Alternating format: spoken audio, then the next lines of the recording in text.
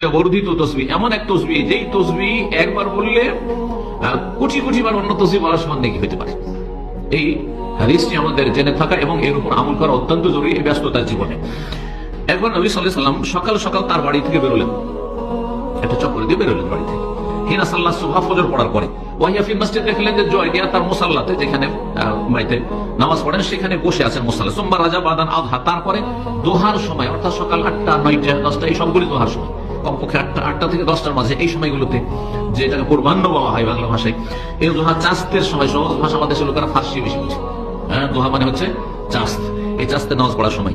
চাস্তের সময় আবার ফিরে আসলেন, দেখলেন ওয়াহিয়া জালিসা, বসেই আছেন তিনি জয় রাদিয়াল্লাহু তাআলা মুসাল্লাতে যায় নামাজে বসে আছেন। বললেন রাসূলুল্লাহ সাল্লাল্লাহু আলাইহি ওয়াসাল্লাম তাকে সম্বোধন করে, মাযিলতি আলাল হালিল্লাতি ফারাকতুকি আলাইহা, তোমাকে যে অবস্থায় ছেড়ে গিয়েছি ওই অবস্থায় এখনো তুমি বসেই আছো, ওখানে বসে আছো, আর উঠোই নি ওখান থেকে। মাশাআল্লাহ।